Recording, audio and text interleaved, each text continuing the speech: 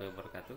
Teman-teman semua, jangan lupa like, share, and subscribe. Semoga channel ini bermanfaat untuk kita semua. Terima kasih. Assalamualaikum warahmatullahi wabarakatuh. Teman-teman, kali ini saya akan menjelaskan tentang strategi pembelajaran berbasis masalah dan strategi pembelajaran kooperatif. Strategi pembelajaran berbasis masalah juga sering disebut dalam bahasa Inggris PBL, Problem Based Learning. Apa itu PBL? PBL adalah strategi pembelajaran yang memberikan kesempatan kepada siswa ya untuk menetapkan topik, walaupun guru sebetulnya sudah mempersiapkan topik masalah yang harus dibahas. Tujuannya apa? Tujuannya agar siswa mampu berpikir sistematis dan logis, gitu ya, agar siswa bisa berpikir sistematis dan logis.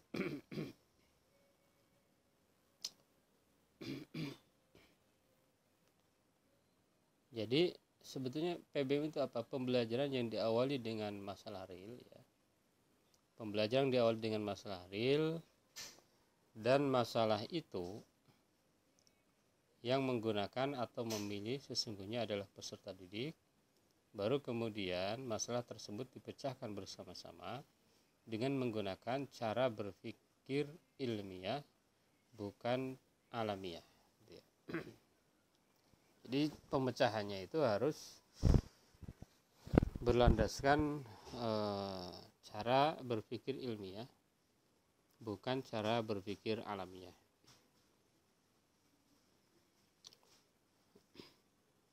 Dalam SPBM ini memiliki beberapa ciri utama ya.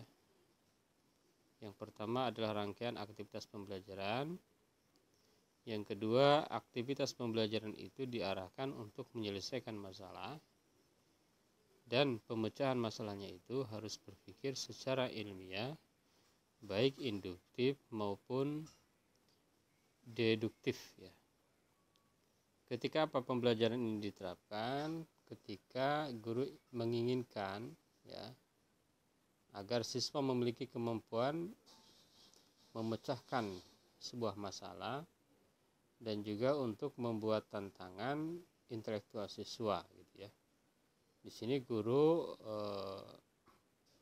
ingin atau berusaha lebih ya mendorong tanggung jawab ya siswa dalam belajarnya, dan guru juga ingin agar siswa mampu memahami hubungan antara teori dengan dunia nyata.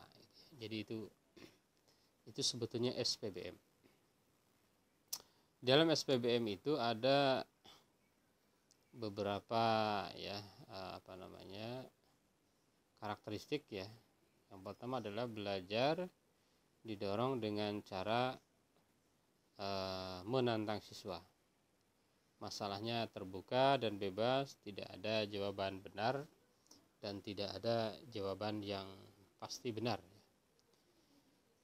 Yang kedua, masalah atau kasus merupakan konteks yang spesifik, terutama kalau bisa adalah konteks masalah yang kekinian, masalah-masalah nyata yang terbaru, masalah-masalah nyata yang up to date. Misalnya masalah sekarang itu ya masalah COVID-19, nah itu kan masalah up to date. Masalah terbaru lagi misalnya masalah pembelajaran jarak jauh, itu kan masalah. Masalah lain adalah masalah problematika pembelajaran jarak jauh di pembelajaran era COVID-19. Yang ketiga, siswa bekerja sebagai arahannya sendiri, gitu ya. Dia bekerja atas inisiatif dia sendiri, menjadi peneliti aktif, menjadi penyelesai masalah di dalam kelompok kecil. Jadi dalam PBL ini ada kelompok gitu ya. Ini ciri dari pembelajaran modern, itu dibuat kelompok-kelompok ya. Dibuat kelompok-kelompok kecil, dibuat kelompok-kelompok ya kurang lebih anggotanya 4 sampai 5 orang. Di situ mereka berdiskusi, di situ mereka menyelesaikan masalah. Masalah kunci diidentifikasi dan ada satu solusi yang disepakati dan dilaksanakan. Jadi masalah itu diidentifikasi, nanti akan disepakati apa kesimpulan daripada penyelesaian masalahnya, dan guru sebagai fasilitator pembelajaran, pembimbing proses pembelajaran dan promotor lingkungan penyelidikan gitu ya. Ini menurut salah satu sumber ya, dari sumber lain saya kira banyak ya. Jadi yang intinya adalah pembelajaran berbasis masalah itu harus ada masalah ya. Harus ada masalah yang dipecahkan bersama-sama dan di situ ada kelompok kecil. Masalah dalam SPI dan SPBM itu berbeda ya. SPI kan kemarin inquiry juga sama-sama menyelesaikan masalah, dia menemukan sendiri. Apa bedanya masalah SPI dan masalah di dalam SPBM gitu ya. Masalah dalam SPI itu cenderung tertutup.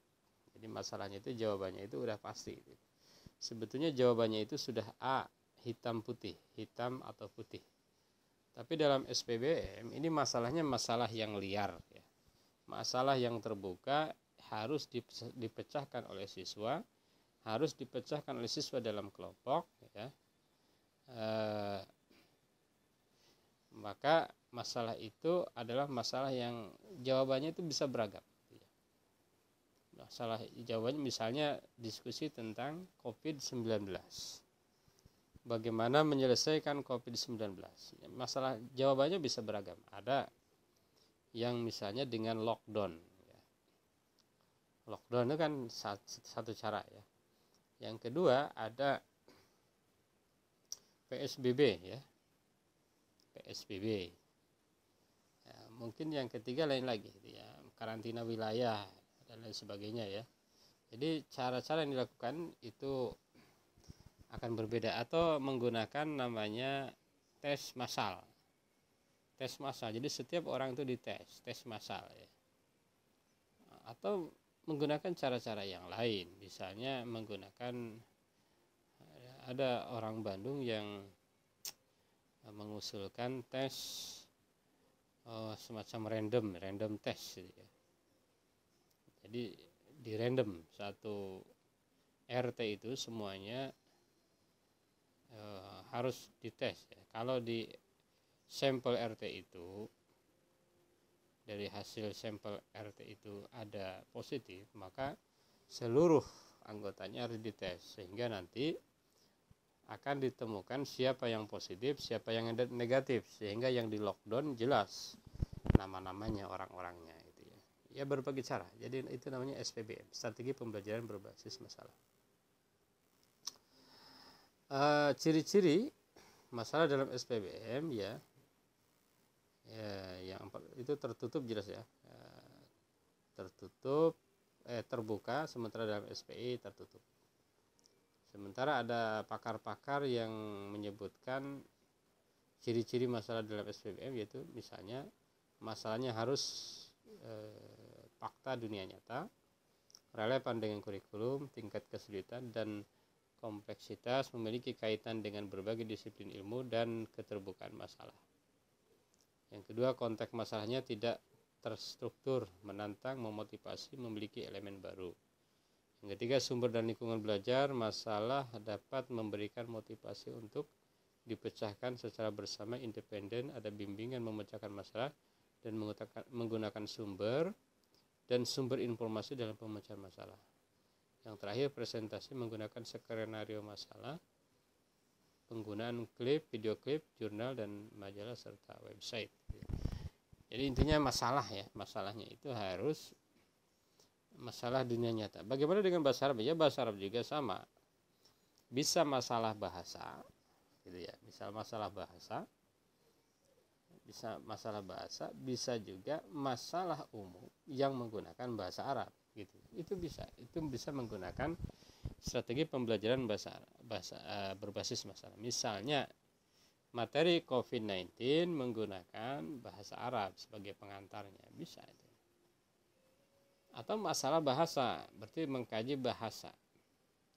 Kalau di madrasah itu kan, kalau masalahnya masalah umum, masalah sosial ya. Misalnya di sekolah ya tema-temanya tema umum, tema-tema sosial. Ya. Kalau di PBA karena ada mata kuliah nahwu, ada mata kuliah sorof, ada mata kuliah balaghah, maka masalahnya itu merupakan masalah kebahasaan juga bisa juga masalah umum, bisa masalah kebahasaan. Ya. Oke, landasan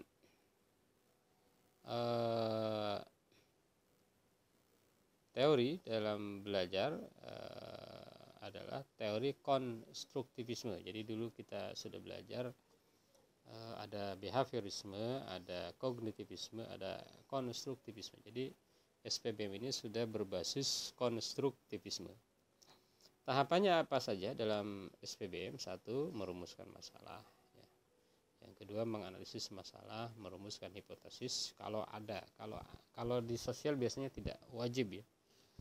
Yang keempat, mengumpulkan data, menguji hipotesis, mengumpulkan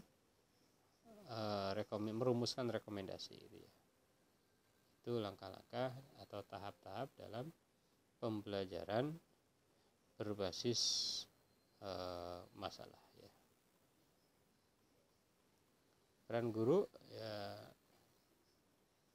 lebih kepada menyiapkan perangkat berpikir siswa dengan melakukan membantu siswa merubah cara berpikir, menjelaskan langkah-langkah, menekankan belajar kooperatif, terus memfasilitasi terbentuknya kelompok kecil ya, 1-10 melaksanakan pembelajaran berbasis masalah sesuai dengan skenario pembelajaran. Nah, keunggulannya tentunya ada di sini ya, jelas. Mungkin pemakar juga nanti akan memaparkan dari setiap kelemahan ya, bisa diberikan solusinya, kelebihan dioptimalkan, kelemahan diminimalisir. Misalnya nih, jika siswa rendah minat berpikir bahwa masalah itu sulit, maka ia akan enggan mencoba untuk mengatasinya. Maka guru harus menjelaskan tujuan yang sejelas-jelasnya gitu ya. Menjelaskan langkah pembelajaran dengan detail. Guru harus pandai memberikan motivasi agar terbiasa berpikir dan mencoba gitu ya. Dan siswa terbiasa mencoba menyelesaikan berbagai masalah yang ada dalam kehidupannya itu. Jadi berpikir rasional itu ya.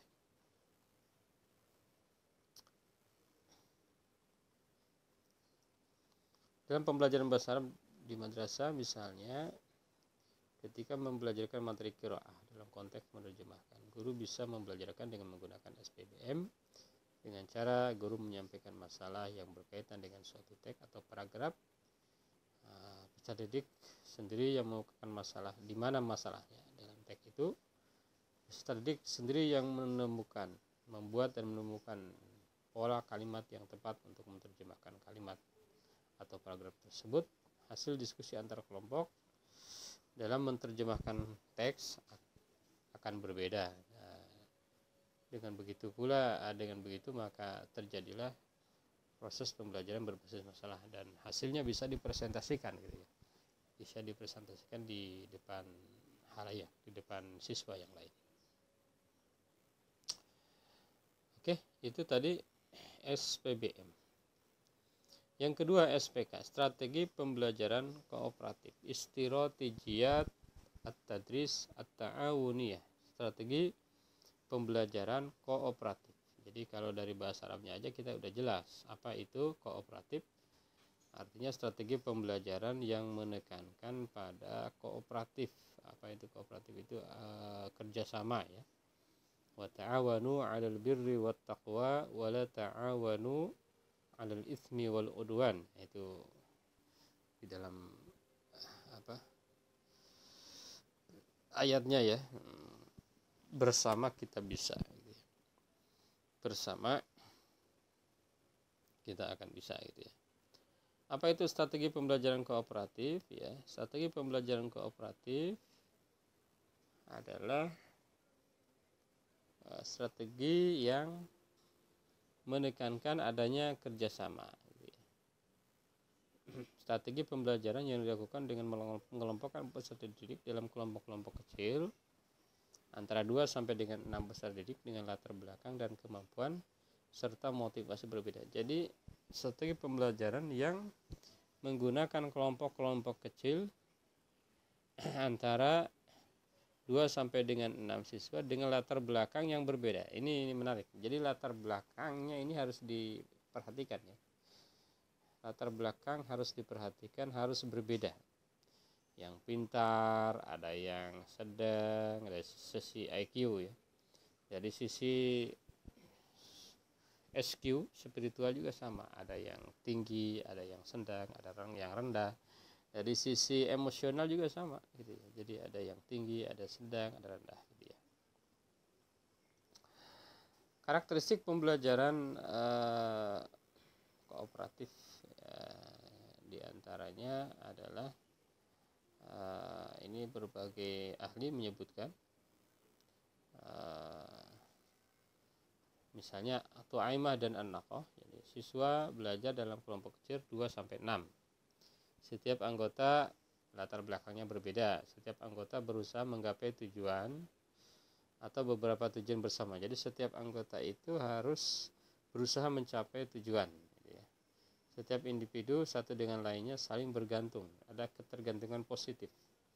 Jadi kalau satu kelompok itu ada satu yang tidak berfungsi, tidak melaksanakan fungsinya dengan baik, maka akan berpengaruh pada kelompok, akan berpengaruh kepada siswa yang lain. Setiap individu bekerja sama dan saling membantu dalam hal kesulitan yang dihadapi itu. Jadi ada kerjasama, ada saling membantu ya. Setiap anggota bertanggung jawab dalam belajarnya sendiri dan belajar kelompoknya. Jadi masing-masing individu harus bisa dan dia harus membantu kelompok gitu ya. Jadi kalaupun pintar sendiri ya tidak akan dianggap memiliki nilai yang baik, kira-kira begitu. Anggota kelompok menggunakan skill kerja tim dan bekerja sama seperti skill kepemimpinan, mengambil keputusan dan berkomunikasi ya. Dan setiap anggota melakukan perlombaan secara positif gitu ya. Itu karakteristik pembelajaran kooperatif atau ya. Ada beberapa prinsip dalam pembelajaran kooperatif. Yang pertama adalah ada ketergantungan positif. Jadi tergantungnya dalam arti positif. Dalam arti bahwa satu dengan yang lain saling membutuhkan. Kalau ada yang tidak bisa maka harus dibantu karena akan bermasalah kepada yang lainnya. Yang kedua, tanggung jawab perseorangan. Jadi setiap perorangan itu ada tanggung jawabnya. Jadi tidak bisa satu kelompok itu hanya diselesaikan atau tugasnya itu diselesaikan oleh satu orang gitu ya. Jadi harus semua bertanggung jawab. Yang ketiga, interaksi tatap muka gitu ya. Ada face to face promotion interaction ya. Di situ ada kerjasama, di situ ada menghargai perbedaan ya, di situ ada mengisi kekurangan teman dan sebagainya ya. Ada partisipasi dan komunikasi, di situ harus ada semua anggota harus berpartisipasi. Jadi kalau ada satu anggota yang tidak berpartisipasi maka nilai secara individu berkurang, nilai secara kelompok secara keseluruhan berkurang, dan itu akan berdampak kepada siswa yang lain gitu ya. Apa saja prosedurnya? Yang pertama adalah penjelasan materi. Guru menjelaskan konsep materi sebelum dibahas kelompok gitu ya. Guru menjelaskan gambaran umum gitu ya.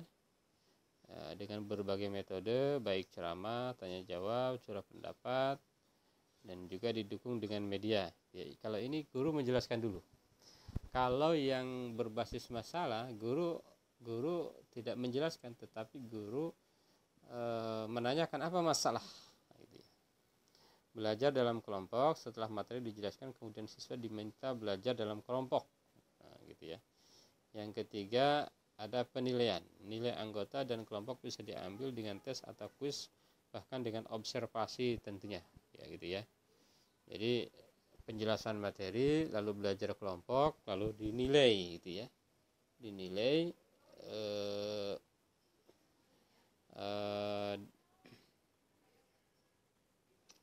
oleh guru, bisa juga nilainya itu oleh kelompok lain. Tapi nilainya itu harus objektif gitu. Ada syarat ketentuan bahwa nilainya harus objektif. Dan yang keempat ada pengakuan tim recognition. Tim yang paling menonjol dan paling berprestasi diberi hadiah, diberi penghargaan, diberi, kalau di sekolah ya kalau tidak ada hadiah bisa diberi bintang gitu ya, bisa diberi segala macam ya, bintang atau tanda tertentu ya. Apa saja tugas guru? Tugas guru adalah menyiapkan lingkungan belajar, menyiapkan alat pembelajaran yang dibutuhkan, menentukan tujuan pembelajaran, menentukan besarnya kelompok, menentukan posisi anggota kelompok, mengatur kelas dan menentukan posisi duduk kelompok, menentukan dan mendeskripsikan kegiatan yang dituju, menentukan kegiatan kelompok, menyiapkan kartu observasi dan perangkat lain yang dibutuhkan guru dalam memantau peserta didik, membekali peserta didik dengan problem-problem dan sikap-sikap, dan membantu peserta didik dalam membatasi masalahnya. Ya kan? Itu dalam sebelum pembelajaran. Selama pembelajaran membimbing, mengumpulkan data tentang keterlibatan anggota dan kelompok, menyediakan bekal siswa, melakukan kegiatan siswa dalam bekerja kelompok, mengikuti perkembangan anggota kelompok, mengikuti keterlibatan anggota dalam kelompok, membantu peserta didik dalam merubah, meragamkan dan melakukan kegiatan-kegiatan. Di akhir ya, pertama ya fokus guru memberikan kepada peserta didik untuk mendiskusikan kegiatan dalam pembelajaran kooperatif ya. Pertama fokus pada tujuan, fokus pada skill sosial ya. Guru di akhir sesi menjelaskan secara objektif hasil pantauan terhadap kelompok-kelompok, mengungkapkan harapan-harapan ke depan serta memberikan evaluasi membangun. Jadi apa yang dilakukan oleh peserta didik dalam kelompok dijabarkan secara rinci, secara objektif, secara adil. Nah, baru akan tercipta hasil yang baik dari SPK itu ya. Kegiatan peserta didik ya ini satu, bekerjasama dalam berpikir, mengungkapkan pemikirannya secara jelas dan tepat, mengarahkan teman dalam menyelesaikan yang terpenting, menyelesaikan perbedaan individu dan salah paham, memaksimalkan kontribusi dalam bekerja dan meminimalkan sikap egois, menghubungkan pengalaman lama dengan pengalaman baru, mengumpulkan dan mengorganisir data dan informasi, berlatih menyelidiki dengan hati yang penting. Nah, di dalam kelompok itu ada yang menjadi ketua, ada yang menjadi motivator, ada yang menjadi notulen, ada yang menjadi kritikus. Jadi di situ guru menentukan ya siapa dari kelompok itu yang menjadi ketua. Jadi ketua itu tidak harus selalu yang pinter gitu. Jadi bisa jadi ketua yang paling diam ya, biar dia mau mengeluarkan pendapatnya. Keuntungan SPK tentunya banyak ya. Pertama, tidak terlalu bergantung kepada guru, mampu mengungkapkan ide dan gagasan secara verbal, melatih siswa respect terhadap orang lain. Di situ berlatih untuk bersama-sama ya, memberdayakan siswa untuk bertanggung jawab, meningkatkan akademik, terus kemampuan sosial, mengembangkan kemampuan menguji ide dan pemahaman sendiri, meningkatkan kemampuan menggunakan informasi dan kemampuan belajar abstrak menjadi nyata, dan dengan adanya interaksi di dalam kelompok dapat meningkatkan motivasi dan rangsangan untuk berpikir, dan yang tentunya berguna untuk proses pendidikan jangka panjang. Kekurangannya banyak ya, waktunya mungkin lama, mungkin ya. Jika siswa dituntut untuk saling belajar, ada kalanya jika tidak dibarengi dengan peer teaching yang efektif, justru tujuan pembelajaran tidak tercapai, ngawur gitu. penilaian adalah penilaian kelompok, padahal prestasi yang diharapkan adalah individu. Jadi penilaian tadi sebetulnya sudah dijelaskan, ada individu, ada kelompok, butuh waktu yang lama. Tugas SPK ada dua, yaitu belajar bekerja sama dan membangun kepercayaan diri.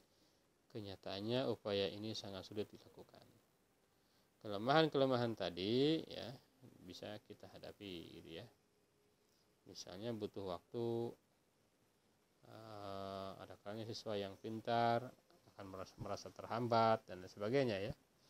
Masalah waktu bisa diminimalisir dengan pengaturan tahapan. Jadi sekian menit ini gitu ya. Gitu ya.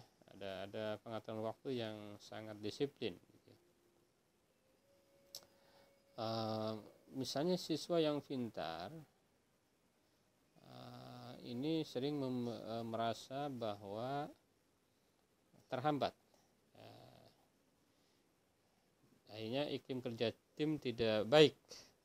Maka guru jelaskan bahwa penilaian pembelajaran adalah diutamakan kemampuan kerjasamanya, bukan kemampuan individu. Jadi meskipun secara individu atau 50-50, misalnya kalau kerjasamanya 0, kemampuan individunya 100, ya tinggal bagi 2, 50. Jadi sehebat apapun dia secara individu, kalau tidak bisa bekerja sama, maka secara nilai dia tidak akan mencapai dengan baik. Saya kira SPK ini bisa diajarkan dalam pelajaran apa aja, termasuk bahasa Arab. Nah, ini bahasa Arab nanti dalam mengajar harus sering menggunakan kelompok. Kelompok-kelompok kecil, di situ berbeda latar belakangnya, berbeda karakteristiknya, dan di situ ada penilaian. Ada penilaian individu, ada penilaian kelompok ya. Ada penilaian individu dan ada penilaian kelompok. Saya kira itu aja yang bisa saya sampaikan dari dua strategi pembelajaran berbasis masalah dan strategi pembelajaran kooperatif. Kalau berbasis masalah ada masalah sehingga siswa yang harus menemukan, dan masalah itu sifatnya terbuka, berbeda dengan inquiry. Nah, kalau yang SPK ini guru menjelaskan terlebih dahulu. Materi, kemudian siswa mendiskusikannya secara berkelompok.